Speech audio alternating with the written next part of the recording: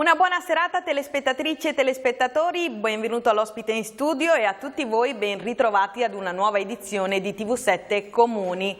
Questo programma è dedicato a farci conoscere il nostro territorio veneto attraverso i sindaci. Numerose sono le tematiche che affronteremo, dalla viabilità al commercio al sociale, ma anche parleremo delle peculiarità di ogni singolo comune padovano e veneto. Ogni comune, come sappiamo, ha la sua storia, le sue tradizioni, le sue ricchezze, ma anche le proprie difficoltà. Ecco che grazie a voi, alla vostra partecipazione, riusciremo a evidenziare le caratteristiche delle diverse realtà venete. Affronteremo i problemi che voi stessi ci segnalerete e che con i sindaci cercheremo le soluzioni. Pertanto vi ricordo che potete mandarci un messaggio al 347 247 1498 o indirizzarci una mail a tv7comuni@gruppotv7.com con le vostre richieste. Ma entriamo nei dettagli della puntata con Maurizio che ci presenta l'ospite della serata. Sì, grazie Belmaris, hai fatto molto bene a ricordare i nostri contatti perché TV7 Comuni è una trasmissione dedicata ai nostri concittadini. Parleremo di tutto il Veneto, ma in questa puntata speciale parleremo soprattutto di Noventa Padovana, perché con noi c'è il sindaco Marcello Bano. Grazie sindaco per essere con noi. Grazie a voi e grazie dell'invito. Ecco, Noventa Padovana, quindi ci troviamo nel primo Interland di Padova, un comune confinante con il capoluogo, un comune che sta bene, un comune densamente abitato e del quale lei ha la direzione, insomma è il primo cittadino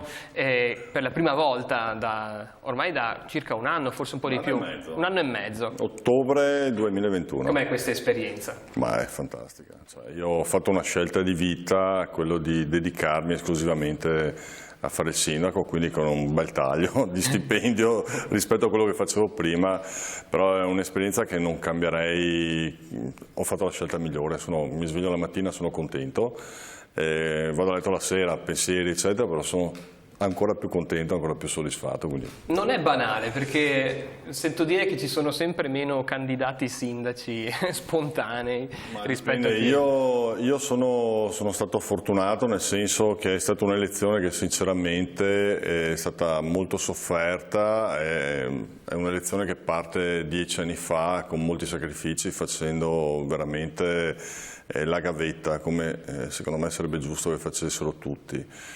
E alla fine sono tornato a casa prima della chiusura dei seggi, mi sono messo in tutta perché ero assolutamente certo di non aver vinto, invece mi sono reso conto non solo di aver vinto ma di aver avuto anche i voti da chi magari votava altre parti politiche, quelli di sinistra, e quindi a loro c'è la mia non solo responsabilità ma un grandissimo ringraziamento per la fiducia, per quello devo dimostrare, perché non è che fai il sindaco e sei arrivato, ma devi anche dimostrare di poterlo fare, ecco, assolutamente. E anche bene.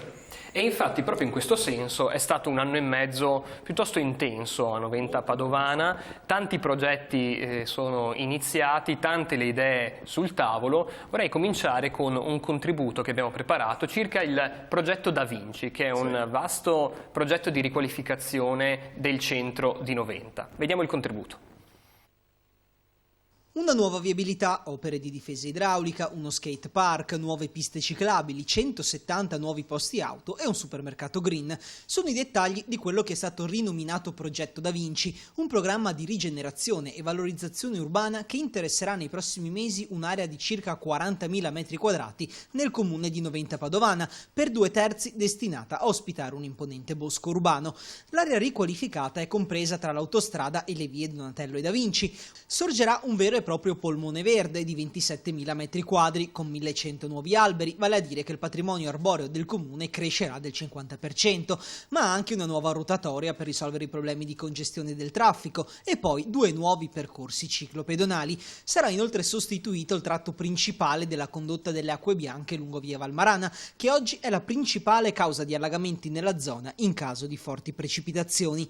Infine il nuovo supermercato Ali, che sarà spostato dall'attuale sede di via Marconi Comuni, una superficie di vendita di 1500 metri quadri amica dell'ambiente con pannelli fotovoltaici, impianti di riscaldamento che sfruttano il calore recuperato dai frigoriferi, illuminazione full LED e sistema domotico per l'efficientamento energetico.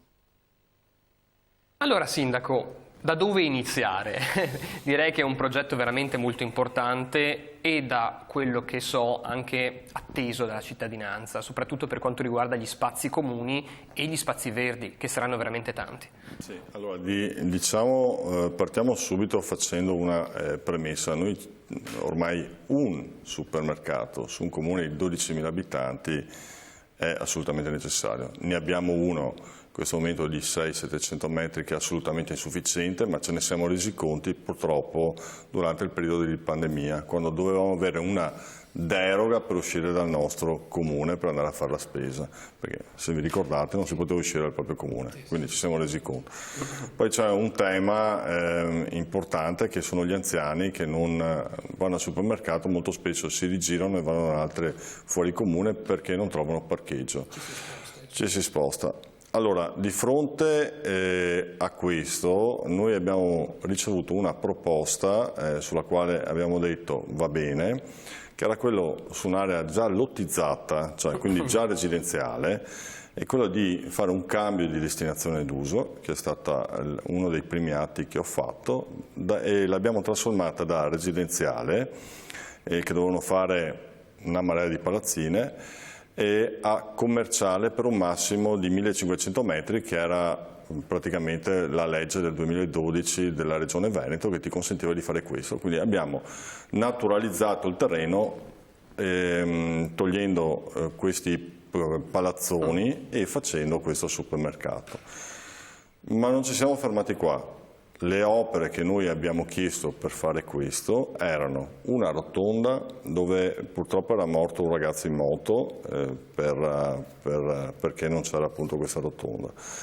Soprattutto sistemare la condotta dell'acqua, che in questo momento provoca molti allagamenti, e fare le piste ciclopedonali di collegamento anche per via Valmarana, quindi da via Donatello a via Leonardo da Vinci, con la possibilità di entrare in Villa Valmarana, ma soprattutto era il bosco urbano. Cioè, noi ci siamo resi conto che il futuro del nostro territorio è quello di tenerlo più verde possibile, di non cambiare destinazione da agricola a residenziale. Infatti io farò una variante a consumo di suolo zero, quindi non ci saranno più lottizzazioni selvagge, cementificazioni selvagge, assolutamente nulla, e con la proprietà lì abbiamo convenuto di fare un bosco, sarà uno dei boschi più importanti della provincia di Padova, di 1500 alberi già formati, no? Alberelli, alberi già fatti,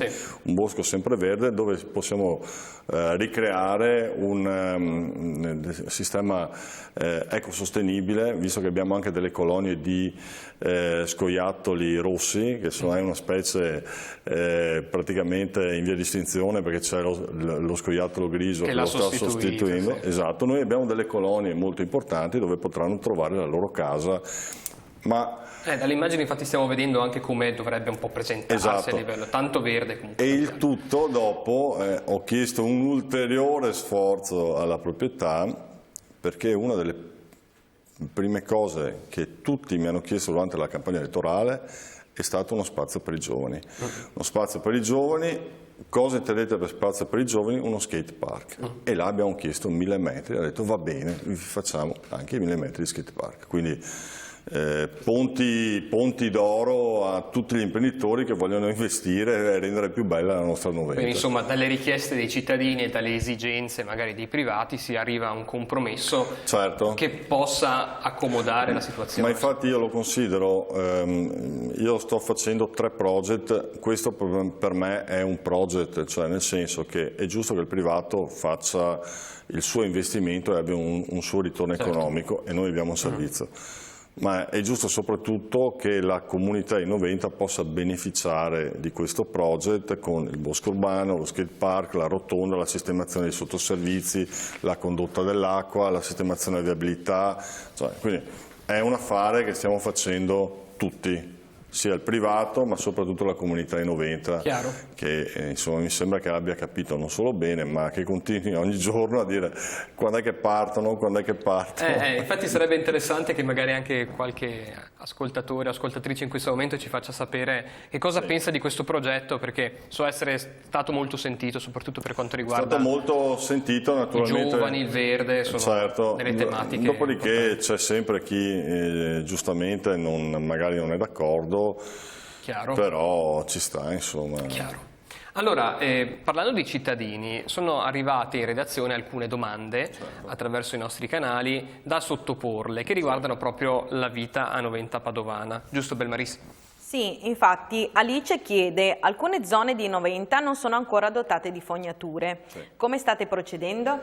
Allora, le fognature vengono decise, si dice, dal piano d'ambito che è stato fatto ancora nel 2016.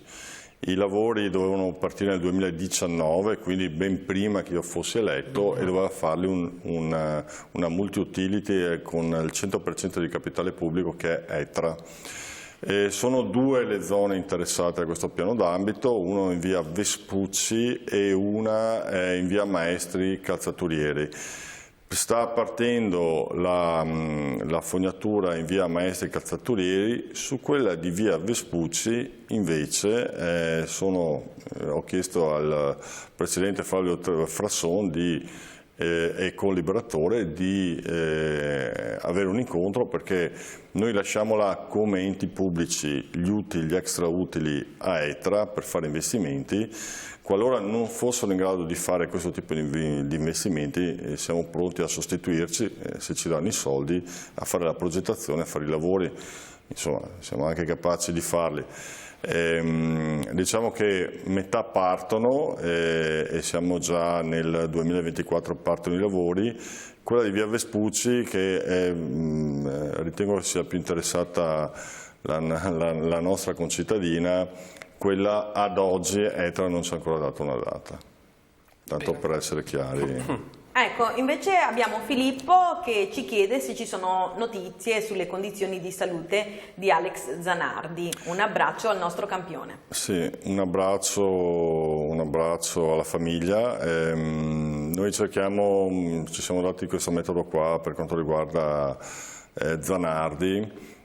Prima del campione, prima lo sportivo, prima di una bandiera, insomma, è una persona che ha una famiglia. Noi stiamo rispettando la privacy della famiglia, siamo in contatto con la moglie Daniela, abbiamo convenuto con lei che le dichiarazioni che riguardano la salute di Alex siano date dai familiari quando se la sentono o nei termini che ritengono loro, quindi non posso dire nulla, che noi siamo qua tutti quanti a tifare per lui. E come noi suppongo tanti concittadini e tanti anche telespettatori di TV7. Adesso un breve stacco pubblicitario e dopodiché torniamo qui con Marcello Bano a parlare del Comune di Noventa.